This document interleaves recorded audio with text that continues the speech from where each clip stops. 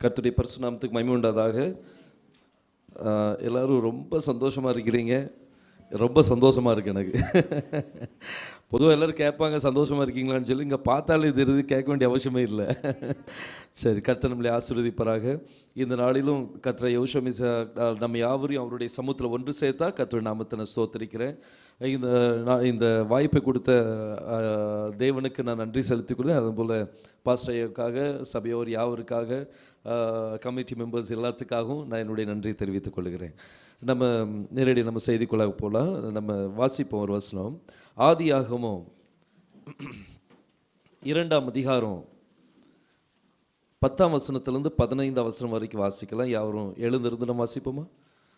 ஆதியாகமம் 2ஆம் அதிகாரம் 10ஆம் வசனத்திலிருந்து 15ஆம் வசனம் வரைக்கும் நம்ம இந்த இந்த ஓகே ஓகே சரி, பின்னால் இருக்கிறவங்க நீங்கள் எந்திரிச்சு நீங்கள் வாசிக்கலாம். ஆதியாகமம் 2ஆம் அதிகாரம் 10ஆம் வசனத்திலிருந்து 15ஆம் வசனம் வரைக்கும் நம்ம வாசிப்போம்.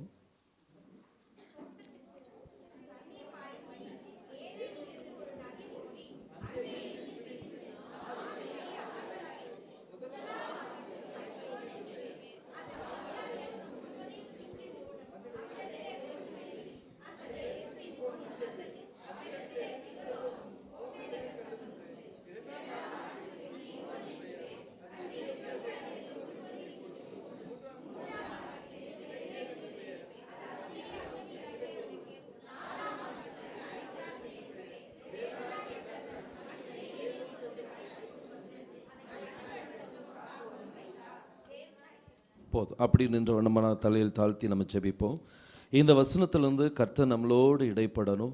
கர்த்தர் நம்மளுடைய இந்த வசனத்தை கர்த்தர் ஆசீர்வதித்து நம்மளுக்கு பிட்டு தர வேண்டும்.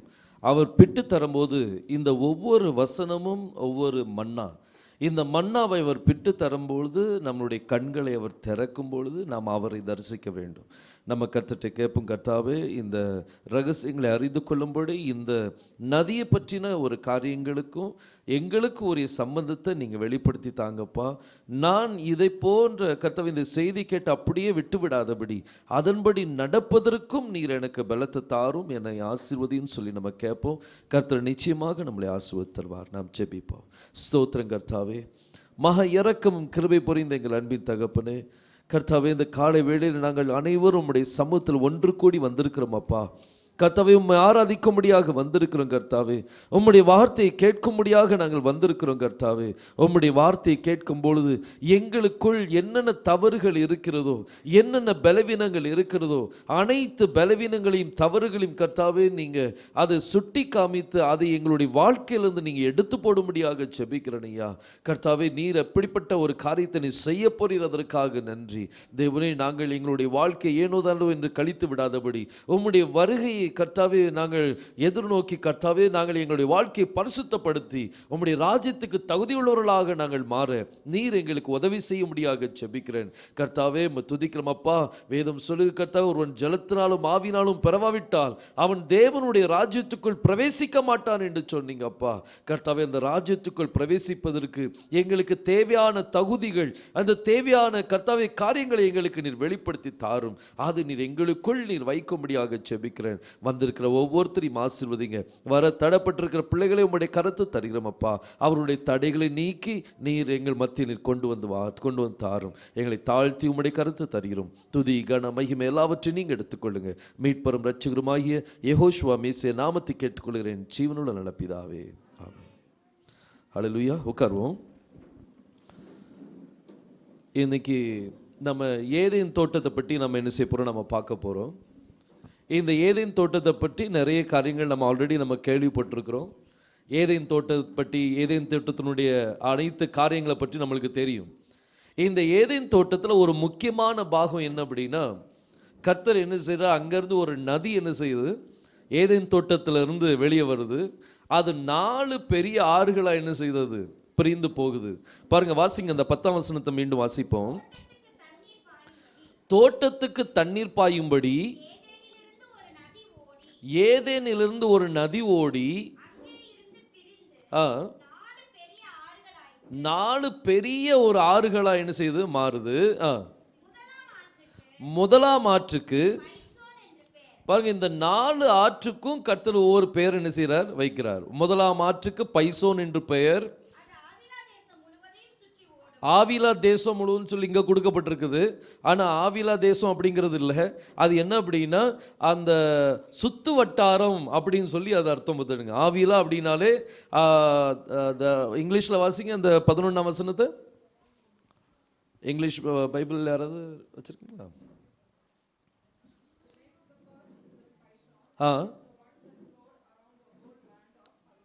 ஹோல் லேண்ட் ஆஃப் அவிலாண்ட் இருக்குல்ல, அந்த ஹோல் லேண்ட் ஆஃப் அவிலாண்ட் வராது, whole circle of that land அப்படின்னு சொல்லி வரும். அதாவது அந்த சுத்து வட்டாரத்து அந்த இடம் முழுவதும் அந்த நதி என்ன செய்யுது, பாயுது. தமிழ் வாசிப்போம் இப்போ. அந்த இடத்துல என்ன கிடைக்குதான், அங்கே போயாச்சுன்னா ரொம்ப சந்தோஷமாயிரும்ல நம்மளுக்கு. நிறைய தங்கம் கிடைக்கும். என்ன தங்கம் பஞ்சமே இருக்காது நம்மளுக்கு அங்கே. பாருங்க, அந்த இடத்துல என்ன இருக்குதான், பொன் விளையுது. அந்த தேசத்தின் பொன் நல்லது. இப்படி ஒவ்வொரு இடத்தையா ஒவ்வொரு நதிகளா பெயர் சொல்லப்பட்டிருக்குது. முதலாம் ஆற்றுக்கு பைசோன் என்று பெயர், 2ஆம் ஆற்றுக்கு கீஹோன் என்று பெயர், 3ஆம் ஆற்றுக்கு ஹெதேக்கேல் என்று பெயர், 4ஆம் ஆற்றுக்கு ஐப்ராத் என்று பெயர். இப்படி 4 ஆறுகளுடைய பெயரும் கொடுக்கப்பட்டிருக்கு. இது எல்லாம் சொல்லி முடிச்சோடனே 15ஆம் வசனத்தில் என்ன சொல்றா பாருங்க, தேவனாகிய கர்த்தர் மனுஷனை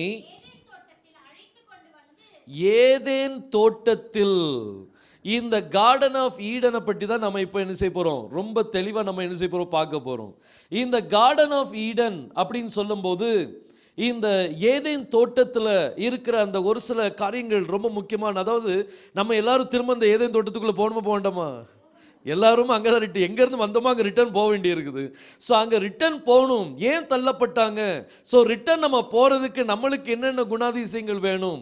இந்த ஏதேன் தோட்டம் அப்படின்னு சொல்லும்போது அதை ஹீப்ரூவில் என்ன சொல்லுவாங்க அப்படின்னா கான் ஏதேன் அப்படின்னு சொல்லுவாங்க. என்ன சொல்லுவாங்க? கான் ஏதேன் அப்படின்னு சொல்லுவாங்க. கான் அப்படின்னா அதுக்கு அர்த்தம் வந்து தோட்டம்னு சொல்லி அர்த்தம். தோட்டத்துக்கு ஹீப்ரூவில் என்ன சொல்லுவாங்க? கான் அப்படின்னு சொல்லி சொல்லுவாங்க. இந்த கான் ஏதேன் அப்படின்னு சொல்லி வரும்போது இந்த வார்த்தை வந்து ரொம்ப முக்கியமான ஒரு வார்த்தை பார்த்துடுங்க, இந்த கான் ஏடன். இதை பற்றி ஒரு சில காரியங்களை பார்த்துட்டு அதுக்கு பிறகு நம்ம என்ன செய்ய போகிறோம், ஒவ்வொரு ஆற்று காரியங்களை நம்ம என்ன செய்ய போகிறோம், நம்ம பார்க்க போகிறோம்.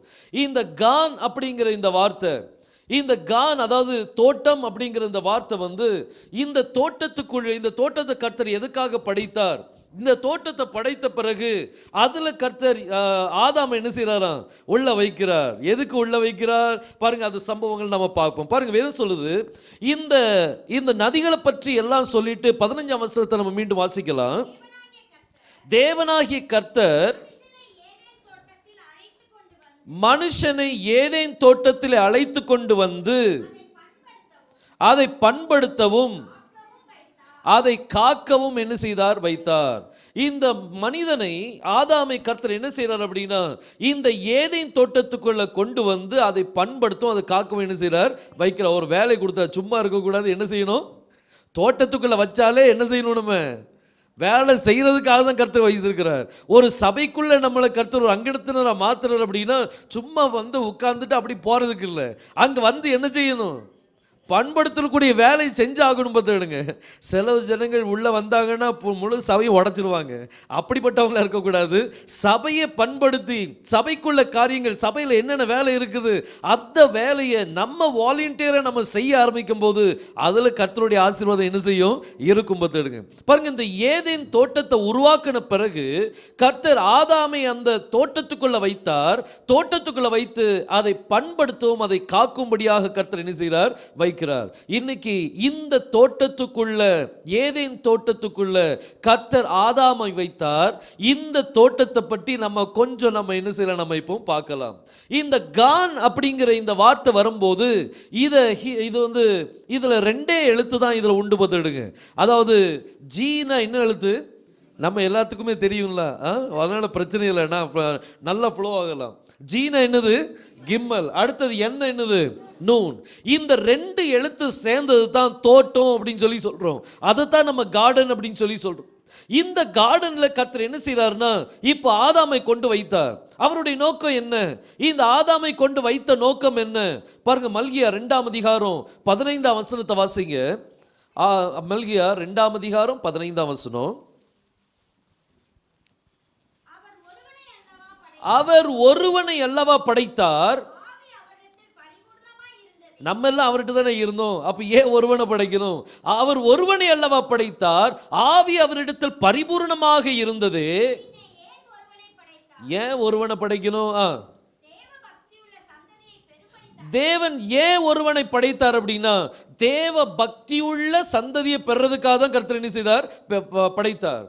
தேவ பக்தியுள்ள சந்ததி வேணும், இதுக்காக கர்த்தர் ஒருவனை படைத்து எங்க வைத்துட்டாராம், தோட்டத்துக்குள்ள வைத்துட்டார். த கார்டன் ஆஃப் ஈடன்ல வச்சுட்டார். இந்த பாருங்க, இது தமிழ்ல என்ன சொல்லியிருக்குன்னா, தேவ பக்தியுள்ள சந்ததியை பெறும்படி தானே அப்படின்னு சொல்லி கொடுக்கப்பட்டிருக்குது. ஆனா ஆங்கிலத்தில் வாசிங்க அதை. மலாக்கி 2ஆம் அதிகாரம் 15ஆம் வசனத்தை வாசிங்க. And did not he make one, ஆவி அவரிடத்தில் பரிபூர்ணமாக இருந்தது. எதுக்கு ஒருவனை படைத்தார்? That he might seek a godly seed. அதாவது தேவனுடைய வித்துக்களை பெறும்படி தானே அப்படின்னு சொல்லி நம்ம பார்க்கிறோம். இதுல இன்னும் நீங்க ஹீப்ரூக்குள்ள போனீங்க அப்படின்னா, அதுல பைபிள்ல தெளிவா சொல்லி இருக்குது. அதாவது எலோஹிமுடைய வித்துக்களை பெறும்படி தானே அப்படின்னு சொல்லி கொடுக்கப்பட்டிருக்கும். அப்போ தேவன் ஒருவனை ஏன் படைக்கிறார் அப்படின்னா, எலோஹிமுடைய வித்துக்கள் என்ன செய்யணும், வரணும். புரியுதா? சரி, ரொம்ப இப்படியே பார்த்துட்டு இருக்காதுங்க, எனக்கு பயமாக இருக்குது. கொஞ்சம் ஃப்ரீயாக இருங்க. ஏன்னா நம்ம பார்க்க போகிற சப்ஜெக்ட் அதுமாரி தான். நம்ம ஏதும் தோட்டத்துக்குள்ளே போகணும், அப்படியே பார்த்துக்கிட்டு இருக்கும்போதே அப்படி உள்ள நுழைஞ்சிடணும் பார்த்துடுங்க. நம்ம ஏன் வெளியே வந்தோம் அப்படின்னு தெரிஞ்சதுன்னா, அந்த காரியம் நம்மகிட்ட வந்து போயிட்டுன்னு வைங்க, நம்ம அப்படியே உள்ள என்ன செஞ்சிடலாம், ட்ராவல் பண்ணி உள்ளே போயிடலாம். பாருங்க, இங்கே இந்த ஏதேன் தோட்டத்துக்கு கர்த்தர் ஒருவனை படைத்தார். ஏன் படைத்தாரா? எலோஹிமுடைய வித்துக்களை பெறும்படி தானே. எலோஹிமுடைய வித்துக்கள் அந்த ஏதேன் தோட்டத்துக்குள்ள யார் இருக்கணும், யார் இருக்கிறதுக்காக கர்த்தர் படைக்கிறாரு? ஆதாம படைத்த எதுக்கு? எலோஹிமுடைய வித்துக்கள் வர்றதுக்காக. அப்போ இந்த ஏதேன் தோட்டத்துக்குள்ள எலோஹிமுடைய வித்துக்களை தவிர வேற யாரும் என்ன செய்ய முடியாது, இருக்க முடியாது. வேற எந்த வித்துக்கள் வந்தாலும் அந்த வித்துக்களை பைகாட் பண்ணிடுவாங்க கர்த்தர். அந்த வித்துக்கள் அங்க வந்தாலும் என்ன நடக்கும், வெளியே தூக்கி எரிஞ்சிருவார் பார்த்துடுங்க. பாருங்க, இந்த ப்ரோக்ராமிங் இன்னைக்கு நம்ம மத்தியில் நிறைய ப்ரோக்ராமர்ஸ் இருக்கிறீங்களா, சாஃப்ட்வேர் இன்ஜினியர்ஸ் இருப்பீங்களா? பாருங்க, இந்த ப்ரோக்ராமிங் நீங்க பார்க்கும்போது ஒரு ப்ரோக்ராமிங் செட் பண்ணி வைப்பாங்க. இந்த நம்பர் 1 பிரஸ் பண்ணா இது வரணும், நம்பர் 2 பிரஸ் பண்ணா இது வரணும் அப்படின்னு சொல்லி வைப்பாங்க. அதே மாதிரி நம்மளுடைய தேவன், he is a great programmer. அவர் ஒரு பெரிய புரோகிராமர் பார்த்துடுங்க. ஆல்ரெடி செட் பண்ணி வச்சாச்சு. இந்த தோட்டத்துக்குள்ள எலோஹிமுடைய வித்துக்களை தவிர வேற எந்த வித்துக்களும் என்ன செய்ய முடியாது, உள்ள நுழைய முடியாது. அப்படி உள்ள ஏதாவது வித்துக்கள் வந்தால் கர்த்தர் இந்த ஏதேன் தோட்டத்தை விட்டு என்ன செய்வார், வெளியே துரத்தி விடுவார்.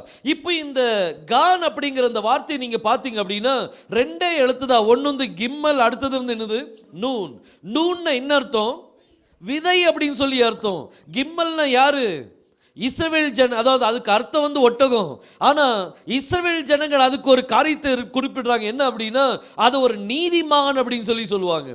அப்போ இந்த தோட்டத்துக்குள்ள இருக்கக்கூடிய நபர் யார், நீதிமானுடைய வித்துக்களை தவிர வேற யாரும் அந்த தோட்டத்துக்குள்ள என்ன செய்ய முடியாது, இருக்க முடியாது. இன்னைக்கு அந்த தோட்டத்தை விட்டு வெளியே வந்தாச்சு. இன்னைக்கு நம்ம நீதிமானுடைய வித்துக்களை இருந்தா, நீதிமான் யாரு, யெகோஷுவா தவிர வேற யாரும் நீதிமான் இல்ல. நம்ம நீதிமான் ஆக்கப்பட்டிருக்கிறோம். ஆனா நீதிமான் யார், அவர் மாத்திரம் தான் நீதிமான். அப்ப அந்த நீதிமானுடைய வித்துக்களை நம்ம இருந்தோம் அப்படின்னா நிச்சயமா அந்த ஏதேன் தோட்டத்துக்குள்ள மீண்டும் நம்ம என்ன செஞ்சிடலாம், போயிடலாம். இப்போ இந்த ஏதேன் தோட்டத்துக்குள்ள, இந்த தோட்டத்துக்குள்ள நீதிமானுடைய வித்துக்கள் மட்டும்தான் இருக்க முடியும். அதாவது எலோஹிமுடைய வித்துக்கள் மட்டும்தான் இருக்க முடியும். வேற யாரும் என்ன செய்ய முடியாது, இருக்க முடியாது. சரி, அப்போ பாருங்க, இப்போ அடுத்தது நம்ம ஏதேனை பட்டு பார்க்கலாம். இந்த ஏதேன் அப்படிங்கிற வார்த்தையை ஏன் வைத்தார்? இந்த ஏதேன்கிற வார்த்தையிலையும் ஒரு ப்ரோக்ராமிங் செட் பண்ணி தான் இருக்குது. இந்த ஏதேன்கிற வார்த்தையில மொத்தம் 3 அல்பபெட் வரும்.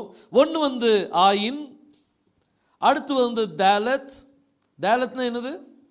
டோர். அடுத்தது நூன். இந்த 3 எழுத்து சேரும் போது அதை தான் நம்ம என்ன சொல்றோம், ஏதேன் அப்படின்னு சொல்லி சொல்றோம்.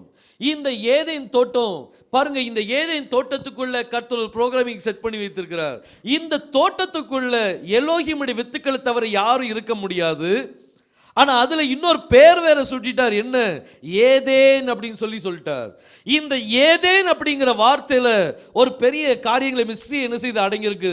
அதுக்குள்ள போறதுக்கு முன்னாடி ஒரு சில சம்பவங்களை குறித்து நம்ம என்ன செய்யலாம், நம்ம பார்க்கலாம். பாருங்க, லூக்கா எழுதின சுவிசேஷம் 8ஆம் அதிகாரம் 43ஆம் வசனத்தை நம்ம வாசிப்போம்.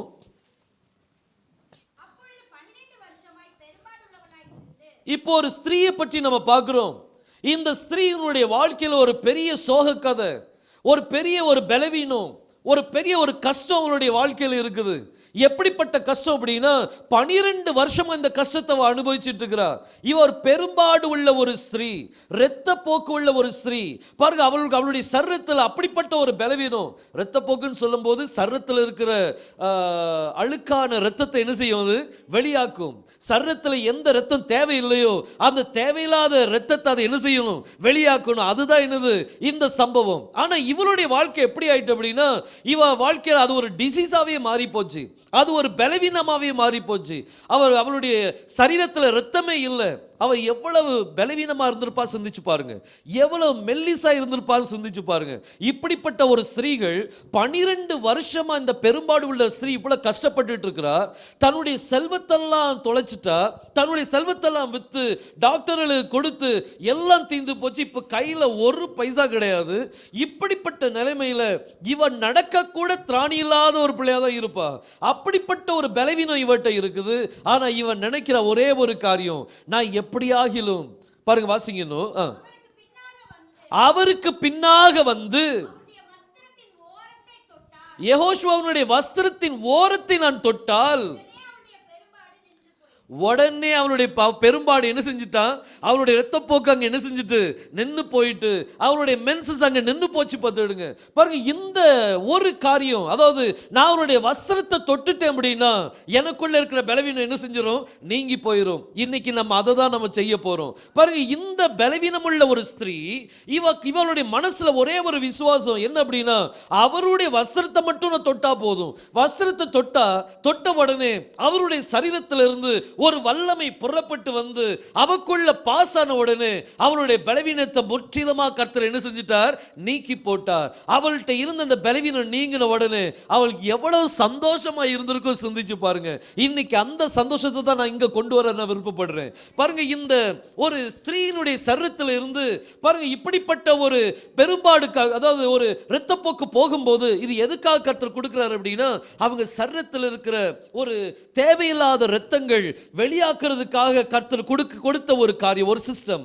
அதே போல இந்த ஏதேன் தோட்டத்துக்குள்ளேயும் ஒரு சிஸ்டத்தை கர்த்தர் வைத்திருக்கிறார். அதுக்குள்ளதான் நான் கொண்டு போக விரும்புறேன்.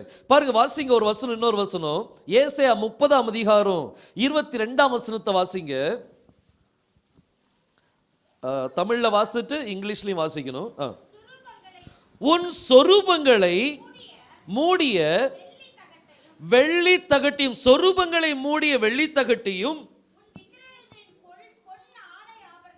விக்கிரகங்களுடைய பொன் ஆடை ஆபரணங்களையும், அதை எப்படி எண்ணணுமா, தீட்டாக எண்ணி அவைகளை தீட்டுப்பட்ட வஸ்திரம் போல் எரிந்து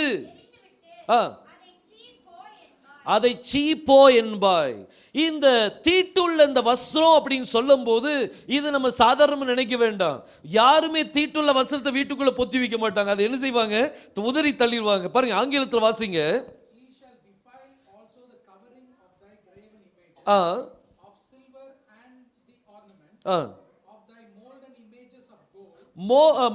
images of gold, thou shalt cast them away. என்ன க்ளோத் அதை தள்ளி விடணுமா? மென்சரஸ் க்ளோத் என்ன செய்யணுமா? தள்ளி விடணும் அப்படின்னு சொல்றார். பாருங்க, இந்த மென்சரஸ் க்ளோத்தை தள்ளி விடணும் அப்படின்னா அப்ப இந்த பொன் வெள்ளி இந்த ஆபரணங்கள் இது மேல நம்மளுடைய ஆசைகள் என்ன செய்யக்கூடாது? வரக்கூடாது. அதை சீப்போ என்று என்ன செய்யணுமா? தள்ளி விடணும் அப்படின்னு சொல்லி அது எப்படிப்பட்ட க்ளோத் ஆகுது? மென்சரஸ் க்ளோத் அப்படின்னு சொல்றார். பாருங்க, இந்த மென்சரஸ் க்ளோத்துக்கும் இந்த ஏதேனுக்கும் ஏதோ ஒரு தொடர்பு இருக்கு. பாருங்க, இந்த மென்சரஸ் அப்படின்னு சொல்லும் போது நம்ம சரீரத்தில் இருக்கிற ஒரு அசுத்தமான இரத்தங்களை என்ன செய்தது? வெளித்தள்ளுது. அதே போல இங்க இந்த ஏதேன் அப்படிங்கிற அந்த வார்த்தையில ஏட் அப்படிங்கிற அந்த வார்த்தை மட்டும் நீங்க எடுத்தீங்கன்னா அதுக்கு அர்த்தம் மென்சுரேஷன் அப்படின்னு சொல்லி அர்த்தம். சரீரத்தில் இருக்கிற ஒரு தீட்டான காரியத்தை டிஸ்சார்ஜ் பண்ணி வெளியில் அனுப்புறது தான் என்னது? மென்சரஸ் அப்படின்னு சொல்லப்பட்ட ஒரு காரியம். நம்மளுடைய சரீரத்தில் இருக்கிற ஒரு தேவையில்லாத டிஸ்சார்ஜஸ் நடக்கணும் அப்படின்னா இந்த ஏதேன் தோட்டத்திலையும் கர்த்தர் ப்ரோக்ராமிங் செட் பண்ணிட்டார். என்ன ப்ரோக்ராமிங்? எலோகிமுடைய வித்தை தவிர வேற ஒரு வித்து இருந்துச்சுன்னா அது மென்சஸ் மீது என்ன செய்யணும்? வெளியே தள்ளிடணும். அந்த தோட்டத்தை விட்டு அது என்ன செய்யணும்? டிஸ்சார்ஜ் ஆகி வெளியே போயிடணும். அதுதான் அவருடைய திட்டம். நூனுனா என்னது? சீட். அப்ப இவருக்கு நல்லாவே தெரியும் இந்த ஏதேன் தோட்டத்துக்குள்ள வேறொரு சீடு என்ன செய்ய போகுது? நுழைய போகுது. அது நுழையும் போது அது தீட்டுள்ள வஸ்திரம் போல அதை என்ன செய்வாராம்? கர்த்தர் வெளியாக்கிடுவார். பார்த்துடுங்க. பாருங்க, இந்த ஏதேன் தோட்டத்துல என்னைக்கு ஆதாமும் ஏவாளும் பாவம் செய்தாங்களோ, என்னைக்கு ஏவாளுக்குள்ள இன்னொரு விதை, அதாவது இந்த ஒரு தோட்டத்துக்குள்ள இன்னொரு விதை விதைக்கப்பட்டுச்சோ அன்னைக்கே இவங்க என்ன செய்யப்பட்டாங்க? Eden தோட்டத்திலிருந்து discharge பண்ணப்பட்டாங்க. அவங்களை வெளியாக்கிட்டார் கர்த்தர். பாருங்க, அதனால கர்த்தர் சொன்னார்ல, உன் வித்துக்கும் அவள் வித்துக்கும் நான் என்ன செய்வேன்? பகை. சர்ப்பத்தை பார்த்து சொன்னார், உன் வித்துக்கும். அப்போ இந்த ஏதேன் தோட்டத்துக்குள்ள யாருடைய வித்து வந்துட்டு? சர்ப்பத்தின் வித்து உள்ள வந்துட்டு, உள்ள வந்த உடனே அந்த இடத்துல யாருமே நிக்க முடியாது. எலோகிமுடைய வித்தை தவிர வேறொரு வித்துக்கள் அங்க என்ன செய்ய முடியாது? இருக்க முடியாது. எப்போ அந்த சர்ப்பத்தின் வித்து அங்க உள்ள வந்ததோ உடனே கர்த்தர் சொன்னார், உன் வித்துக்கும் அவள் வித்துக்கும் நான் என்ன செய்வேன்? பகை உண்டாக்குவேன். நீ அவருடைய குதிங்காலை என்ன செய்வாய்? சாரி, அவர் உன் தலையை நசுக்குவார், நீ அவர் குதிங்காலை என்ன செய்வாய்? நசுக்குவாய். பாருங்க, இங்க வித்து வந்த உடனே வேறொரு வித்து வந்த உடனே அங்க டிஸ்சார்ஜ் நடக்குது. ஏதேன் தோட்டத்தை விட்டு கர்த்தர் என்ன செய்தார்? வெளியே கொண்டு வந்துட்டார். அப்போ கார்டன் ஆஃப் ஏடன் சொன்ன உடனே ரொம்ப பெருசா நினைக்க வேண்டாம். தேவன் அதுல ஏதோ என்ன செய்திருக்கிறார்? வைத்திருக்கிறார். பாருங்க, இந்த ஏதேன் தோட்டம் அப்படின்னு சொன்ன உடனே அதுக்குள்ள ஒரு ப்ரோக்ராமிங் செட் பண்ணி வச்சிருக்க. என்ன அப்படின்னா, எலோகிமுடைய வித்தை தவிர வேறொரு வித்து வந்துச்சுன்னா அது கர்த்தர் என்ன செய்வாராம்? டிஸ்சார்ஜ் பண்ணிடுவார். இன்னைக்கு அப்படி டிஸ்சார்ஜ் ஆனதுனாலதான் இன்னைக்கு நம்ம தோட்டத்தை விட்டு எங்க இருக்கிறோம்? வெளியே நிக்கிறோம். அப்போ இந்த வித்து நம்மகிட்ட இல்லாம இருந்ததுன்னு வைங்க, அப்போ நம்ம மீண்டும் என்ன செஞ்சிடலாம்? உள்ள போயிடலாம். மீண்டும் ஏதேன் தோட்டத்துக்குள்ள என்ன செய்யலாம்? நம்ம உள்ள போயிடலாம். பாருங்க, வேதம் சொல்லுது, இப்ப நம்ம ஒன் பை ஒன்னா நம்ம ஒரு சில அந்த நதிகளை பற்றி நம்ம என்ன செய்ய போறோம்? பார்க்க போறோம். இந்த நதிகளை பார்க்கும்போது நமக்குள்ள ஒரு வித்தியாசமான ஒரு அனுபவம் நமக்குள்ள என்ன செய்யணும்? வரணும். 4 விதமான நதிகளை பார்க்க போறோம். இந்த 4 விதமான நதியும் பார்க்கும்போது அதனுடைய அனுபவங்கள் நம்மளுடைய வாழ்க்கையில் என்ன செய்யணும்? வரணும். பாருங்க, வாசிங்க மீண்டும் ஆதியாகமம் 2ஆம் அதிகாரம் அதுல 10ஆம் வசனத்தை வாசிங்க.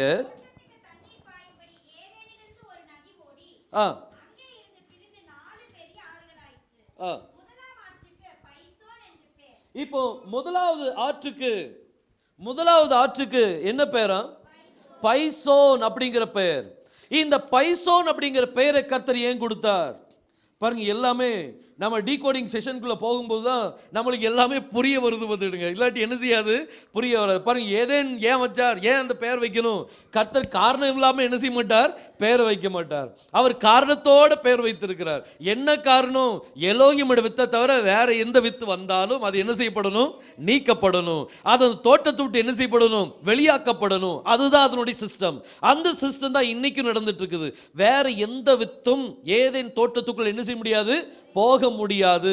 இன்னைக்கு நம்ம மீண்டும் அந்த ஏதேன் தோட்டத்துக்குள்ள போகணும்னா இந்த விதை நம்ம எல்லாம் தேவனுடைய வித்துக்கள்.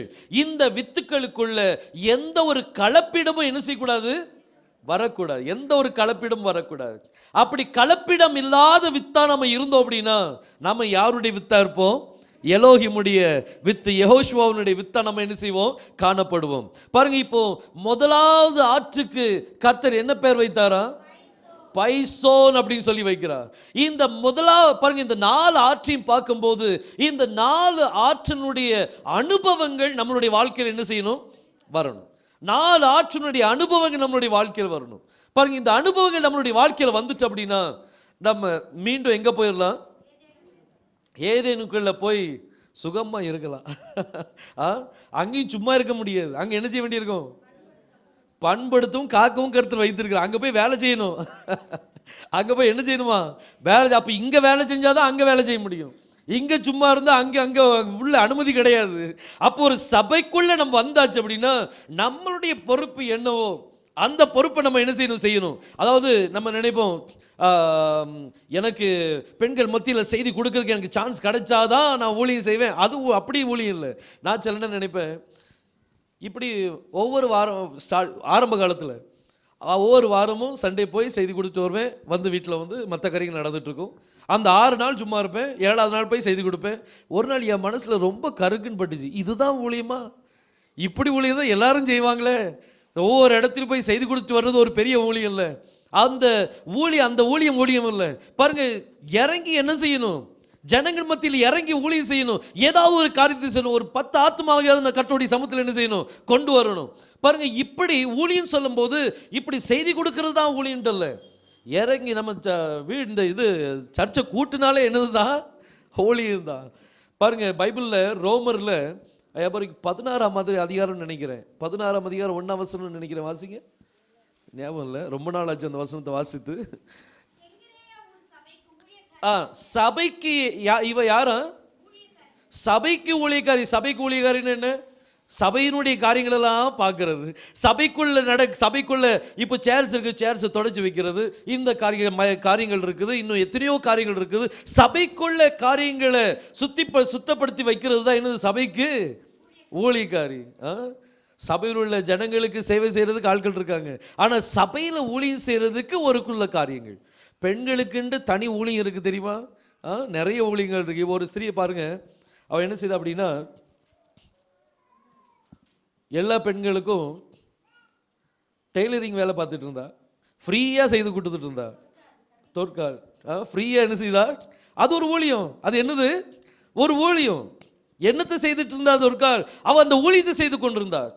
இன்னைக்கு அந்த ஊழியத்தை செய்துப்பாங்களேன், கொஞ்சம் கஷ்டமா இருக்கும். ஃப்ரீயா செய்யணுமா அப்படின்னு சொல்லி யோசிப்பீங்க. அதுல ஆசீர்வாதம் இருக்குது, மறந்துடாதீங்க. கர்த்தருடைய பிள்ளைகளுக்கு நீங்க ஒரு காரியத்தை செய்யும் போது அதுல என்ன இருக்குது? ஆசீர்வாதம் கண்டிப்பா கிடைக்கும் போது எடுங்க. இதே மாதிரி நிறைய ஊழியங்களுக்கு இருக்கு. ஸ்திரீகள் செய்யற ஊழியம். அன்னாள் வந்து இரவு பகலும் கர்த்தருடைய சமூகத்தில் இருப்பா. உபாசமும் ஜெபம் தான் அவங்களுடைய வாழ்க்கை. இது என்னது? இது ஒரு ஊழியம். ஜனங்களுக்காக பாரத்தோடு ஜெபிக்கிற ஒரு ஊழியம். இப்படிப்பட்ட ஒரு சில ஊழியங்களுக்கு இந்த ஊழியத்தை செய்யும் பொழுது நம்ம சபையில் நம்ம அந்த ஊழியத்தை செய்யும் போது சபையில் உள்ள ஜனங்கள் இன்னும் என்ன செய்வாங்க? பெருக ஆரம்பிச்சிருவாங்க. பாருங்க, வேதம் சொல்லுது, ஏதேன் தோட்டத்துக்குள்ள நம்ம போனோம் அப்படின்னா அங்க போய் நம்ம சும்மா இருக்க மாட்டோம். அங்க போய் என்ன செய்யணும்? பண்படுத்தும் வேலை இருக்குது. அப்போ இங்கே வேலை செஞ்சதா அங்கே என்ன செய்ய முடியும்? வேலை செய்ய முடியும். அங்கே போயிட்டு கர்த்தாவே இதெல்லாம் எனக்கு கஷ்டமான வேலை, இந்த வேலை நான் செஞ்சதில்லை அப்படின்னு சொல்லக்கூடாது. எல்லாருக்கும் அங்கே வேலை தான். பாருங்க, இந்த ஏதேன் தோட்டத்துக்குள்ள மீண்டும் போறதுக்கு ஒரு 4 விதமான குணாதிசயங்கள் நம்மளுக்கு வேணும். இந்த 4 குணங்களையும் நம்ம பார்த்து அந்த காரியங்கள் நமக்குள்ள வந்துட்டு அப்படின்னா அப்போ நம்ம தகுதி உள்ளவர்களை நம்ம என்ன செஞ்சிட்டோம்? மாறிட்டோம்னு சொல்லி அர்த்தம். பாருங்க, முதலாம் ஆற்றுக்கு என்ன பேரா? பைசோன் அப்படின்னு சொல்லி பேரு. இந்த பைசோன் அப்படிங்கிற இந்த வார்த்தை வந்து இதை நம்ம ரெண்டா நம்ம என்ன செய்யலாம்? பிரிக்கலாம். பைங்கிறது தனியா பிரிப்போம், ஷோன்ங்கிறது என்ன செய்யலாம்? தனியா பிரிக்கலாம். இந்த பைசோன் அப்படிங்கிற வார்த்தையை நீங்க தனியா பிரிக்கும் போது பை அப்படின்னா வாயின்னு சொல்லி அர்த்தம். பேன என்னது? வாய். பேன என்னது? வாயின்னு சொல்லுவாங்க. பாருங்க, இதுல இந்த ஷோன் அப்படிங்கிறதுல இந்த எஸ்ஹெச் வந்து என்னது? எஸ்ஹெச்னா ஷின். ஷின் வந்து யாரை குறிக்குது? எல்ஷடாய் தேவனை குறிக்க. அவனுடைய பேர் என்னது? யாதா அவனுடைய பேர். என் வந்து என்னது? நூன். நூன் வந்து என்னது? சீட். யாரு? வித்துக்கள். தேவனுடைய ரட்சிக்கப்பட்ட ஜனங்கள் தான் யாரு? வித்துக்கள். இந்த ரட்சிப்பை என்ன சொல்லுவாங்க? ஷுவான்னு சொல்லுவாங்க. அடுத்தது இந்த ஓ அப்படி போட்டிருங்க. என்ன பேர் வருது? யெகோஷுவா. நம்மளுடைய நாவு யார் அறிக்கை பண்ணணும்? யெகோஷுவாவை அறிக்கை பண்ணணும். பாருங்க, வேதம் சொல்லுது, ரோமர் 10ஆம் அதிகாரம் 10ஆம் வசனத்தை வாசிங்க. ரோமர் 10ஆம் அதிகாரம் 10ஆம் வசனம். நீதி உண்டாக இருதயத்தில் நீங்க என்ன செய்றீங்க? விசுவாசிக்கிறீங்க. யாரை விசுவாசிக்கணும்? பாருங்க, அவருடைய நாமத்தை நம்ம என்ன செய்றோம்? விசுவாசிக்கிறோம். நீதி உண்டாக உங்களுடைய இருதயத்தில் நீங்க அதை விசுவாசிக்கிறீங்க. ரட்சிப்பு உண்டாக வாயினால என்ன செய்யப்படணும்? அறிக்கப்படணும். முதல் போர்ஷன் என்ன அப்படின்னா சால்வேஷன் தான் முதல் பாகம். இந்த ரட்சிப்பு இல்லை அப்படின்னா நம்ம மேற்கொண்டு காரியத்துக்குள்ள என்ன செய்ய முடியாது? போக முடியாது. ரட்சிப்பின் அனுபவம் நம்மளுடைய வாழ்க்கையில் இல்லை அப்படின்னா அடுத்த ஸ்டெப்புக்குள்ள போகவே நீங்க முடியாது பார்த்துடுங்க. ஸோ முதல் காரியம், வாயினால் நம்மளுடைய நாமத்தை என்ன செய்ய வேண்டியிருக்கும்? அறிக்கை பண்ணணும். கர்த்தர் சொன்னார்ல, இந்த மனிதர்களுக்கு முன்பாக நீ என்னை அறிக்கை பண்ணினால் பரலோகத்தில் என் பிதாவுக்கு முன்பாக நான் உன்னை என்ன செய்வேன்? அறிக்கை பண்ணுவேன். இந்த உலகத்தில் நம்ம ஜனங்கள் மத்தியில் என்ன செய்யணுமா? அறிக்கை பண்ணணும். நாவினால் நம்ம அறிக்கை பண்ணும்போது அது நம்மளுக்கு ரட்சிப்பு உண்டாகுது. அந்த காரியம் நம்மளுக்கு என்னத்தை உண்டாகுதா? ரட்சிப்பை தரும். பாருங்க, இந்த ரட்சிப்பு உண்டாக நம்ம வாயினால் என்ன செய்யணும்? அறிக்கை செய்யணும். அவருடைய நாமத்தை நம்ம அறிக்கை செய்யும் போது அதுல தான் என்ன இருக்குது? ரட்சிப்பு இருக்குது. பாருங்க, அப்போஸ்தலர் 4ஆம் அதிகாரம் 12ஆம் வசனத்தை வாசிங்க. அப்போஸ்தலர் 4ஆம் அதிகாரம் 12ஆம் வசனம். அவராலே அன்றி வேற ஒருவராலும், வேற யாருனாலும் ரட்சிப்பு இல்லை. ஏன் மூலமா உங்களுக்கு ரட்சிப்பு இல்லை? இல்லாட்டி வேற எந்த நபர் மூலமா உங்களுக்கு ரட்சிப்பு இல்லை. வேறு ஒருவராலும் ரட்சிப்பில்லை.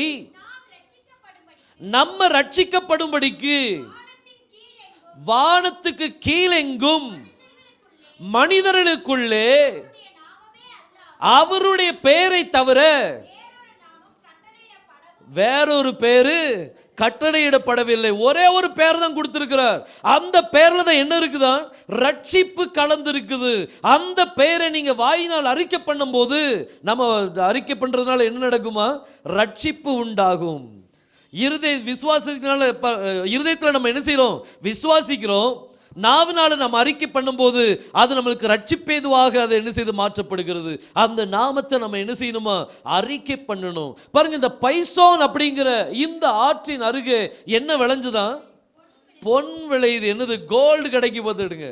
இந்த கோல்டுன்னு சொன்னோன்னே பாருங்க, அந்த இடத்துல மட்டும் ஏன் கோல்டு கிடைக்கணும்? ஏன் மற்ற இடத்துல ஏன் கோல்டு கிடைக்க கூடாது? பாருங்க, வேதம் சொல்லுது, 1 பேதுரு 1ஆம் அதிகாரம் 7ஆம் வசனத்தை வாசிங்க. 1 பேதுரு 1ஆம் அதிகாரம் 7ஆம் வசனம். அழிந்து போகிற பொன், அழிந்து போகிற பொன் அக்கினினால் என்ன செய்யப்படுது? அந்த தங்கத்தை அப்படியே நம்ம இந்த நெக்லஸ் எல்லாம் அப்படியே நம்ம கழுத்துல போடுறது இல்லை. அந்த தங்கம் முதல்ல என்ன செய்யப்படும்? அக்கினியில போட்டு என்ன செய்வாங்க? சோதிப்பு. அதில் இருக்க கசடெல்லாம் எடுக்கிறதுக்கு முதல்ல என்ன செய்யப்படும்? அக்கினியில போடுவாங்க. அக்கினியில போடும்போது அதுல இருக்கிற எல்லா ஃபில்தி திங்ஸும் அது எரிஞ்சு போன பிறகு அது சுத்த பொண்ணா என்ன செய்யும்? மாறும். பார்த்துடுங்க. பாருங்க, அழிந்து போகிற பொன் அக்கினினால் சோதிக்கப்படும். அதை பார்க்கிலும் அதிகமா விலையேற பெற்ற உங்கள் விசுவாசம். உங்க விசுவாசம் என்ன செய்யப்படுமா? தங்கத்தை எதோடு ஒப்பிடுறாரு? விசுவாசத்தோடு ஒப்பிடுறாரு. பாருங்க பாருங்க, இந்த விசுவாசம் நமக்குள்ள வரணும். பாருங்க, தங்கம் இந்த பூமி கடியில் தோண்ட தங்கம் கிடைக்குமா? கிடைக்குமா? கிடைக்காது. கிடைக்கும். ஏன் கிடைக்காது? ஏன்னா அதனுடைய சீதோஷ்ண நிலை இங்க கிடையாது. இதே இது நீங்க இங்க கோலாருக்கு போயாச்சுன்னா ஏதாவது ஒரு கட்டியாவது கிடைக்கிறதுக்கு வாய்ப்புகள் இருக்குது. ஏன்னா அதனுடைய சீதோஷ்ண நிலை அங்கே என்ன செய்து இருந்துச்சு. அதனால அங்கே தங்க கட்டிகள் என்ன செய்தாங்க? எடுத்தாங்க. எல்லா இடத்துலையும் என்ன செய்யாது? கிடைக்காது. அதே போல இந்த விசுவாசம் எல்லாருக்குள்ளையும் கிடைக்குமான்னு பார்த்தா கிடைக்காது. அதனுடைய சீதோஷ்ண நிலை அதுக்கு வேணும். ஒரு முத்து எடுத்துக்கிடுங்க. முத்து எங்க கிடைக்குது? கடையிலையா? கடல்ல தான் கிடைக்கும், வேற இடத்துல என்ன செய்யாது, கிடைக்காது. அதுவும் எல்லா சிப்பிகளுக்குள்ளும் கிடைக்குமா அப்படின்னு பார்த்தா அதுவும் இல்லை. அதுவும் ஒரு சில சிப்பிகளுக்குள்ளதான் என்ன செய்யுது இருக்குது.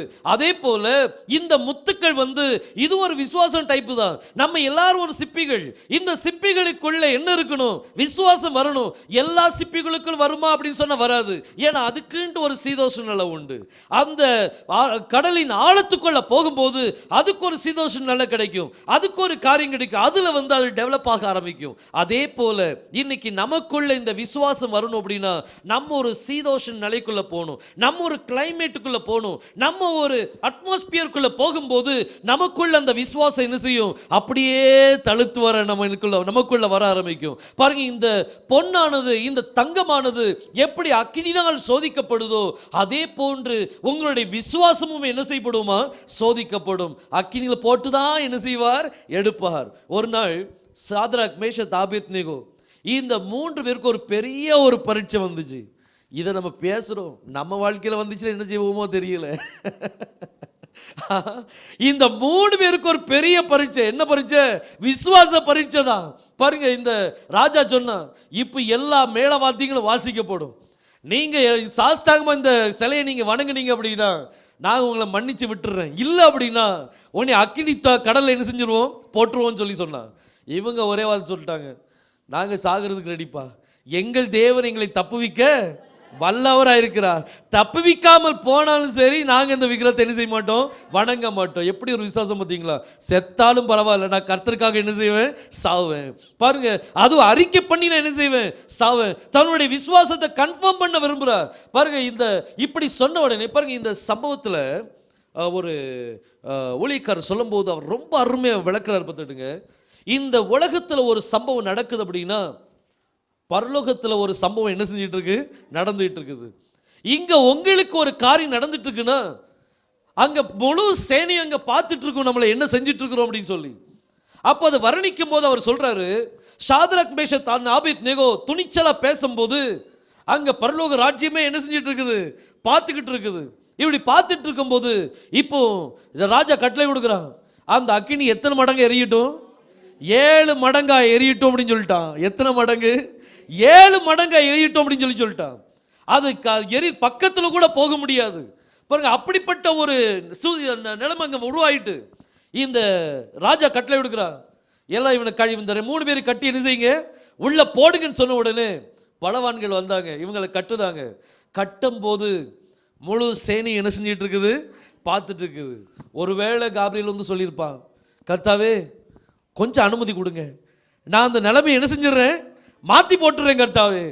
கர்த்தர் சொல்லியிருப்பார், நீ சும்மா வேடிக்கை பார்த்துட்டு, அது உன் வேலை இல்லை, அது உன் வேலை இல்லை அப்படின்னு சொல்லிட்டார். மிகாயில் வந்திருப்பான், மிகாயில் சொல்லியிருப்பான், கர்த்தாவே நீர் ஒரு வார்த்தை சொல்லும், நான் அந்த சீனை நான் என்ன செஞ்சிடறேன், மாத்துறேன். இந்த 3 பேர் தான் பாபிலோன்ல இருக்கிறாங்க, அவங்களும் போயிட்டாங்க, நான் என்ன செய்ய. பாருங்க, கர்த்தர் சொன்னார், நீ அமைதியா இரு, இது உனக்கு தூதனுடைய வேலை இல்லை, நீ அமைதியா இருன்னு சொல்லியிருப்பார். எல்லா சேனையும் பார்த்து கொண்டே இருக்குது என்ன நடக்குமோ அப்படின்னு சொல்லி. ஆனா இவங்க தன்னுடைய விசுவாசத்துல என்ன செய்யல, குறைந்து போகல. உங்களுடைய வாழ்க்கையில ஒரு காரியம் நடக்கு அப்படின்னா நீங்க கவலையப்படாதுங்க, முழு சேனையும் உங்களை பார்த்துட்டு இருக்குது. நீங்க விசுவாசத்துல மட்டும் உறுதியா இருங்க. கொஞ்சம் விசுவாசத்துல தளர்ந்துட்டீங்கன்னு வைங்க, அவங்கெல்லாம் தளர்ந்து போவாங்க, நம்ம என்ன நினைச்சோம் இப்படி நடந்து போச்சே. முழு சேனையை எங்க துக்கப்படும். பாருங்க, இந்த சேனை இப்ப பார்த்துட்டு இருக்குது, ஒவ்வொரு அடியா எடுத்து வைக்கிறாங்க. ஒவ்வொரு அடியை எடுத்து வைக்கும் போது அவங்க மரணத்துக்கு ஏதுவான அடியை எடுத்து வைக்கிறாங்க. முதல் ஸ்டெப் எடுத்து வைக்கும் போது பக்கம் வந்துட்டு மரணம் பக்கத்துல வந்துட்டு, 2வது ஸ்டெப், 3வது ஸ்டெப் பக்கத்துல போயிட்டே இருக்கிறாங்க. பக்கத்துல 3 பேரும் பேசியிருப்பாங்க, கவலைப்படாத நம்மளுடைய தேவன், ஒருத்தர் தேட்டிட்டு இருப்பாங்கல்ல, கவலைப்படாத நம்மளுடைய தேவன் நம்மளை காப்பாற்றவல்லவர், என்ன நடந்தாலும் சரி நம்ம பார்த்துடலாம் அப்படின்னு சொல்லி 3 பேரும் விசுவாச ஒரு யாத்திரை பண்றாங்க. பாருங்க, இவங்களுடைய விசுவாசம் இப்ப பரிசோதிக்கப்படுகிறது. இவங்க நேர பக்கத்துல போறாங்க. கொண்டு போனவன் செத்து போயிருப்பான், அது போடவே முடியாது. பாருங்க, போட்ட உடனே யெகோஷுவா அங்க சும்மா இருக்க முடியாது. அவர் சிங்காசனத்தில் அங்க சும்மா இருக்க முடியாது. அவர் இடி முழக்கத்தோடு அங்க அந்த அக்கினிக்குள் அவர் இறங்கிட்டார் பாருங்க. 3 பேர் அங்க போடப்பட்டாங்க. ஆனா 4வது நபரா அவர் அங்க என்ன செய்தார்? இறங்கி வந்தார். இதுக்கு காரணம் என்ன? அவங்களுடைய விசுவாசம். இன்னைக்கு நம்மளுடைய விசுவாசம் எப்படி இருக்குது? நம்மளுடைய விசுவாசம் அவரை கீழே கொண்டு வரணும். அவரை நம்ம மத்தியில் என்ன செய்யணும்? நம்ம கொண்டு வரணும். பார்த்துடுங்க, அப்படிப்பட்ட ஒரு விசுவாசம் நமக்குள்ள இருக்குமானால் அவர் அங்க இருக்க முடியாது. அவர் தேவன் தன்னுடைய ஜனங்கள் மத்தியில் அசைவாடி கொண்டே இருப்பார். நான் என்னுடைய பிள்ளைகளை பாதுகாக்க வரணும்பா. பாருங்க, ஒரு பெரிய அக்னி, இந்த உலகத்தின் அக்னி நம்மளை ஒன்றும் செய்ய முடியாது. ஒரு தடவை ஒரு பிரதர் என்கிட்ட வந்தாங்க. அவங்க சொன்னாங்க, இந்த உலகத்தில் எல்லாம் நீங்கள் கடவுள் படைச்சார் அப்படின்னு சொல்லிட்டீங்க, ஆனால் ஒரு காரியம் கடவுள் படைக்கல அப்படின்னு சொன்னாங்க. எனக்கு கொஞ்சம் ஷாக் ஆயிடுச்சு. என்ன நம்மளுக்கு தெரியாத என்ன காரியத்தை கடவுள் படைக்க விட்டார் அப்படின்னு சொல்லி. அது சொன்னா அக்கினி அப்படின்னு சொன்னார். இந்த அக்கினியை கண்டுபிடிச்சது யார் தெரியுமா அப்படின்னு. மனுஷன் தான் கண்டுபிடிச்சான் அப்படின்னு. சரி அப்படியா? ஆனால் அந்த அப்புறம் நான் சொன்னேன், சரி பரவாயில்ல, ஆனால் அந்த அக்கினி தேவனுடைய பிள்ளைகளை ஒன்றும் செய்ய முடியாது. ஏன்னா அவருடைய அக்கினி நம்மளை என்ன செய்யும்? மூடிக்கொள்ளும். அவருடைய அக்கினி நம்மளை மூடிக்கொள்வதனால இந்த உலகத்தின் அக்கினி நம்மளை என்ன செய்ய முடியாது? ஒன்றும் செய்ய முடியாது. பார்த்துடுங்க, இந்த விசுவாசம், நம்மளுடைய விசுவாசம் ஒவ்வொரு நேரமும் அது பரிசோதிக்கப்படும். அக்கினினால் பொன் எப்படி அங்க இது பண்ணப்படுதோ அதே போல நம்முடைய விசுவாசமும் என்ன செய்யப்படுமா? சோதிக்கப்படும். பாருங்க, மீண்டும் ரோமர் 10ஆம் அதிகாரம் 10ஆம் வசனத்தை வாசிப்போம். நம்மளுடைய விசுவாசம் எப்படிப்பட்டதா இருக்குன்னு சிந்திச்சு பாருங்க. பாருங்க, இந்த பைசோன் முதல் ஆற்றுல 2 காரியம் இருக்குது. நம்ம வாயினால் அறிக்கை பண்ணணுமா, அடுத்தது விசுவாசம் நம்முடைய இதயத்தில் என்ன செய்யணும்? வேணும். பாருங்க, வாசிங்க.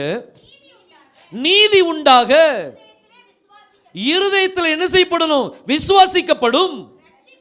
ரட்சிப்பு உண்டாக வாயினால் அறிக்கை பண்ண. இந்த காரியம், இந்த வசனம் ஃபுல்ஃபில் ஆயிட்டு அப்படின்னா நீங்க பைசோன் நதியை நீங்க தாண்டிட்டீங்கன்னு அர்த்தம். பைசோன் நதியின் அனுபவம் உங்களுக்குள்ள என்ன செஞ்சுட்டு வந்துட்டுன்னு சொல்லி அர்த்தம். சிந்திச்சு பாருங்க, நீதி உண்டாக விசுவாசம் எங்க இருக்கணுமா? நம்மளுடைய இருதயத்துக்குள்ள என்ன செய்யணும்? இருக்கணும். எப்படிப்பட்ட விசுவாசம் இருக்குன்னு சிந்திச்சு பாருங்க. உங்களுடைய விசுவாசம் சோதிக்கப்பட்டுட்டா பாருங்க, ஒரு பெரிய சோதனை நேரம் வந்துச்சு. கர்த்தர் நம்மளை விசுவாச பயிற்சி கொடுப்பார். விசுவாச பயிற்சி என்ன செய்வார்? கொடுப்பார். பார்த்துடுங்க, எப்படி தாவீதுக்கு கொடுத்தாரு பாருங்க. அவன் ஆடு மேய்ச்சிட்டு இருக்கும்போது முதல்ல ஒரு கரடி, இந்த கரடியா சிங்கமா, முதல்ல சிங்கம் வந்துச்சுன்னு நினைக்கிறேன். முதல்ல சிங்கம் ஆடை தூக்கிட்டு ஓடிச்சு. இவன் விட்டானா? விடல, ஓடி போன துரத்துன்னு துரத்தி சிங்கத்தை அடிச்சு போட்டு வாயிலிருந்து ஆட்டை பிடிங்கி என்ன செய்யறான்? கொண்டு வரான். இவனுடைய விசுவாசம் எப்படி பலம் ஆயிட்டே இருக்கு பாருங்க. அடுத்தது கரடி வந்தது. கரடி அவன் விடல, அவன் துரத்தி அந்த கரடி அடிச்சு போட்டு அது வாயிலிருந்து ஆட்டை என்ன செய்ய காப்பாற்றி அவன் கொண்டு வரான். இந்த பயிற்சி அவர் கொடுத்துட்டு இருக்காருன்னா ஏன் கொடுத்தார்? ஒரு பெரிய கோலியத்தை நீ சந்திக்க வேண்டி இருக்குது. அந்த கோலியத்தை வீழ்த்துறதுக்கு ஒன்ட்ட இருக்கிறது சாதாரண விசுவாசம் போதாது. இன்னொருடைய விசுவாசம் என்ன செய்யப்படணும்? பலப்படணும். இந்த விசுவாசம் பலப்படுறதுக்கு விசுவாச பயிற்சி கருத்தை கொடுத்துக்கிட்டே இருக்கிறார் பாருங்க. இப்போ நேரம் வந்துச்சு. கோலியாத் கூக்குரலோட ஆரம்பிச்சான். தாவீது அங்க வெறுங்கையா போறான். அவன் ராஜா சொன்னா, ராஜாவே, நான் ஆடு மேய்ச்சிட்டு இருக்கும் போது அவன் தன்னுடைய எக்ஸ்பீரியன்ஸ் சொல்றா பாருங்க. தன்னுடைய விசுவாசத்தை அவன் காமிக்கிறான். தேவன் என்னுடைய வாழ்க்கையில எப்படி அற்புதத்தை செய்தார்னு சொல்ல ஆரம்பிக்கிறான். அவன் சொன்னான், நான் ஆடு மேய்ச்சிட்டு இருக்கும் போது ஒரு தடவை ஒரு சிங்கம் தூக்கிட்டு போச்சு. ஆனா துரத்தி கர்த்தர் என்னை அதை அடிக்கும்படியான கிரியவை செய்தார். கரடி அடிச்சு போட்டேன். இந்த கோலியாத் எம்மாத்திரம்னு சொல்லிட்டான் பாருங்க. பாருங்க, நம்மளுடைய விசுவாசம், நம்மளுடைய விசுவாசத்துக்கு பயிற்சி கருத்தை கொடுத்து அடுத்தாப்புல ஒரு பெரிய டெஸ்ட் வரும். அந்த டெஸ்ட் என்னது? ஒரு கோலியாத்தை நம்ம வீழ்த்த வேண்டி இருக்குது. இவன் நேர பார்த்துட்டு கவுனை மட்டும் தான் தூக்கிட்டு போனா. 5 கல்லு தான். 5 எதை குறிக்குது? கிருபையை குறிக்குது. கிருபையினால் ஓடுறான் பாருங்க. அதுல ஒரு கல்லை எடுத்து அந்த கவுனை சுத்த ஆரம்பிச்சான். சுத்தவி விட்ட உடனே அவன் சுத்தி விடுறதுக்கு முன்னாடி ஒரு வார்த்தை சொன்னான் பாருங்க, நான் யாருடைய நாமத்தில் வர்றேன்? இஸ்ரவேல் தேவனுடைய நாமத்தில் வர்றேன் அப்படின்னு சொல்லிட்டு பாருங்க. நீ நிந்திக்கிற அந்த இஸ்ரவேலுடைய தேவனுடைய நாமத்தில் வர்றேன்னு சொல்லி அந்த கல்லை விட்டான் பாருங்க. அந்த கல் விசுவாசத்தோடு அவன் விட்டான். அந்த விசுவாசத்தோடு விட்ட கல் அவன் நெற்றியில பாய்ந்து அவன் தரை மட்டுமா விழுந்து போனான். இன்னைக்கு அதே போன்ற விசுவாசம் நமக்குள்ள வளர்றதுக்காக நம்முடைய விசுவாசம் படமிடப்படும். காய்ச்சல் வந்துச்சா நீங்க நினைச்சுக்கணும், கர்த்தர் என்னுடைய விசுவாச பயிற்சியில் வைத்திருக்கிறார். நான் இந்த காய்ச்சல் என்ன செய்யணும்? ஜெயிக்கணும். தலைவலி வந்துட்டா தலைவலி கர்த்தர் எனக்கு இந்த பயிற்சி கொடுத்திருக்கிறார். நான் ஏதோ ஒரு பெரிய ஒரு வியாதியை நான் ஜெயிக்க வேண்டி இருக்குது, ஏதோ ஒரு பெரிய வியாதிக்காக நான் ஜெபம் பண்ண வேண்டி இருக்குது, அதை ஜெபித்து அதை துரத்த வேண்டி இருக்குது, அதுக்காக ஒரு பயிற்சி எனக்கு கொடுக்குறான்னு சொல்லி உடனே மாத்திரை போட்டுறாதீங்க. விசுவாசத்தோடு என்ன செய்யுங்க, அதை கிளைம் பண்ணுங்க. இப்படி ஒவ்வொரு காரியமா சின்ன சின்ன காரியங்கள், பிள்ளைகளுக்கு அட்மிஷன் இருக்குதா, ஜெபம் பண்ணுங்க. கர்த்தாவே என் பிள்ளைக்கு நான் எந்த ஒரு இந்த காரியம் பிரைபும் கொடுக்காம நான் அட்மிஷன் வாங்கணும் கர்த்தாவே, எனக்கு அதிகமான செலவு வரக்கூடாது, நீர் எனக்கு உதவி செய்யும் சொல்லி ஒரு ஜெபித்து செய்து பாருங்களேன், கர்த்தர் ஆசீர்வதிப்பார். அப்படி ஆசீர்வதிக்க என்ன நடக்கும் அப்படின்னா, உங்களோட விசுவாசம் என்ன செஞ்சிட்டு இருக்குது, வளர்ந்து கொண்டே இருக்குது. பாருங்க, என்கிட்ட ஒரு சிஸ்டர் என்று சொன்னாங்க, சின்ன வயசுல நடந்த ஒரு சம்பவம். அவங்க ஹிந்துவா தான் இருந்தாங்க. அவங்க சொன்னாங்க, பிரதர் நான் வந்து ஜெபிக்கும் போது நான் வந்து ஹிந்துவா தான் இருந்தேன், ஆனா இயேசு கிறிஸ்துனா எனக்கு ரொம்ப பிடிக்கும். அதனால ஒரு தடவை எனக்கு நடந்த ஒரு சம்பவம் சொன்னாங்க, கம்பாஸ் பாக்ஸ் தொலைஞ்சு போச்சான். கம்பாஸ் பாக்ஸ் தொலைஞ்சு போனதுக்கு ஜெபம் பண்ணிருக்காங்க, கர்த்தாவே என் கம்பாஸ் பாக்ஸ் என்ன செய்யும், திரும்ப தாருன்னு சொல்லி ஜெபம் பண்ணிருக்காங்க. ஜெபம் பண்ணி முடிச்ச உடனே கம்பாஸ் பாக்ஸ் கிடைச்சு போச்சு. பாருங்க, இந்த விசுவாசம் என்ன செய்து இப்போ அப்படியே பயிற்சியை கர்த்தர் கொடுக்கிறார். ஒரு கம்பாஸ் பாக்ஸ்ல இருந்து ஆரம்பிச்சு இன்னைக்கு கர்த்தர் அவங்களை நல்லபடியாக ஆசீர்வதித்து வைத்திருக்கிறார். பாருங்க, இன்னைக்கு இது பத்தாது, இன்னொரு பெரிய எதிராளியை நம்ம தோக்கடிக்க வேண்டி இருக்குது. அதுக்கு தேவையான விசுவாசத்தை கர்த்தர் நம்மளுக்கு கொடுக்க, நம்மளுடைய விசுவாசம் என்ன செய்யப்படுமா, புடமிடப்படும். அது அக்கினினால் என்ன செய்யப்படுமா, சோதிக்கப்படும். நம்மளை அக்கினியில போட்டு என்ன செய்வார், எடுப்பார். எடுக்கும்போது நீங்க நினைச்சிடுங்க, கர்த்தர் என்னை விசுவாசத்தில் வளரும்படியாக ஏதோ ஒரு காரியத்தை என்ன செய்கிறார். மரத்து மேல அந்த சூறாவளி காற்று அடிக்கும் போது மரம் என்ன செய்யும், அசையுமா செய்யாதா? அசைஞ்ச உடனே அது சூறாவளி காத்து நினைக்கும், இப்போ அசைச்சிட்டேன்லான்னு நினைக்கும். ஆனால் இந்த மரம் என்ன சொல்லணும் தெரியுமா, நீ அசைச்சதுனால நல்லது, என் வேற நான் இன்னும் ஆழமாக என்ன செய்ய முடியும், இன்னும் ஆழமாக விட முடியும். பாருங்க, மரம் அசைஞ்சதுன்னா அந்த மணல் என்ன செய்யணும், லூஸ் ஆகுமா ஆகாதா? அப்போ தன்னுடைய வேற இன்னும் ஆழமாக என்ன செய்ய முடியும், விட முடியும். இன்னைக்கு நம்ம ஒரு மரம் தான். இந்த மரத்து மேல சூறாவளி காற்று வீசலாம், எவ்வளவு பிசாசு எவ்வளவு காற்று வீசினாலும் சரி, நீங்க தைரியம் என்ன சொல்லணும் அப்படின்னா, நீ அசைச்சது நல்லது, நான் இன்னும் ஆண்டவருக்கு என்னுடைய வேற என்ன செய்வேன், இன்னும் ஆழமா நான் விடுவேன் சொல்லணும். பாருங்க, கர்த்தர் நிச்சயமா என்ன செய்வார், ஆசீர்வதிப்பார். நீதி உண்டாக இருதயத்தில் என்ன செய்யப்படணுமா, விசுவாசிக்கப்படும். ரட்சிப்பு உண்டாக நாவினால் என்ன செய்யப்படணும், அறிக்கை பண்ணப்படணும். இந்த ஒரு சம்பவம், இதுதான் முதல் ஆறு. இந்த முதல் ஆற்றினுடைய அனுபவத்தை நீங்க அனுபவிச்சிட்டீங்க அப்படின்னா, கர்த்தர் உங்களை எங்க கொண்டு போவார், அடுத்த ஆற்றுக்குள்ள கொண்டு போவார். பாருங்க, வாசிங்க அடுத்த ஆற்றை. இரண்டாம் ஆற்றுக்கு அடுத்தது வந்து கீகோன் அப்படிங்கிற இந்த வார்த்தை. இந்த கீகோன் அப்படிங்கிற இந்த நதி வந்து பாருங்க ரொம்ப முக்கியமான ஒரு நதி. இந்த நதிக்கு இந்த நதியினுடைய அனுபவம் நம்மளுக்கு வரணும் அப்படின்னா, முதல் நதியின் அனுபவம் நம்மளுக்கு இருந்தாகணும். முதல் நதியின் அனுபவம் என்னது, விசுவாசம். நீதி உண்டாக இருதயத்தில் என்ன செய்யப்படணும், விசுவாசிக்கப்படணும். அப்புறம் ரட்சிப்பு உண்டாக நாவினால். அப்போ இன்னிலிருந்து ஒரு தீர்மானம் எடுக்கணும். என்ன தீர்மானம், உங்களுடைய நாமத்தை நான் என்ன செய்வேன், எல்லாருக்கும் அறிக்கை பண்ணணும். அவர் தான் ஜீவனுள்ள தேவன் சொல்லி என்ன செய்யணும், அறிக்கை பண்ணணும். அப்போ தான் விசுவாச பரீட்சை வரும். எல்லாரும் நிந்திச்சாலும் கர்த்தருடைய நாமத்தில் நிந்திக்கப்படுகிறவன் பாக்கியவான். அவங்க தான் யாரு, பாக்கியவான்கள். சரி, அடுத்தது வாசிங்க. இரண்டாம் ஆற்றுக்கு கீகோன் அப்படிங்கிற பெயர். இந்த கீகோன் அப்படிங்கிற இந்த வார்த்தை இந்த ரெண்டாவது வார்த்தையா ஏன் வைத்தார்? இந்த ரெண்டாவது அனுபவம் நம்மளுக்கு வரணும். ரட்சிப்பு உண்டானோடனே நம்ம அதிலே அப்படி நின்றக்கூடாது. கர்த்தர் எனக்கு அற்புதத்தை செய்கிறார் அதோடு நின்றாதீங்க. அதுக்கு மேலே ஒரு ஸ்டெப் நம்ம போகணும். அதுக்கு மேலே இன்னொரு படிக்குள்ள நம்ம கடந்து போக வேண்டி இருக்குது. அந்த படிக்குள்ள நம்ம போயிட்டோம் அப்படின்னா, அப்போ அந்த அனுபவத்துக்குள்ள நீங்க வரும்போது கர்த்தர் இன்னும் நீங்கள் என்ன செய்ய, உங்களை இன்னொரு ஸ்டெப் உங்களை என்ன செய்வார், உயர்த்திட்டாருன்னு சொல்லி அர்த்தம். இப்போ இந்த கீகோன் அப்படிங்கிற இந்த வார்த்தையை நீங்க எடுத்தீங்க அப்படின்னா, இதுல இந்த கீகோன் அப்படி என்ன சம்பவம் நடந்துச்சு அப்படிங்கறத நம்ம என்ன செய்வோம் பார்ப்போம். இந்த கீகோன் வந்து வேதத்தில் 2 இடத்துல கொடுக்கப்பட்டிருக்குது. ஒன்று ஏதேன் தோட்டத்திலிருந்து வந்த அந்த நதி, இன்னொன்று எருசலேம்ல ஒரு நீரூற்று இருக்குது.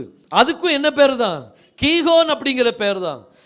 அந்த கீகோனுக்குள்ள என்ன நடந்துச்சுன்னு சொல்லி நீங்க பாத்தீங்கன்னா, அதே அனுபவம் நம்மளுடைய வாழ்க்கையில நடக்கணும் அப்படிங்கிறது நம்மளுக்கு என்ன செய்யும் தெரியும். பாருங்க, வாசிங்க 1 ராஜாக்கள் 1ஆம் அதிகாரம், அதுல 33ஆம் வசனத்தை நீங்க வாசிங்க. 1 ராஜாக்கள் 1ஆம் அதிகாரம் 33ஆம் வசனம். அவர்கள் தாவீது ராஜாவுக்கு முன்பதாக பிரவேசித்த போது ராஜா அவர்களை நோக்கி,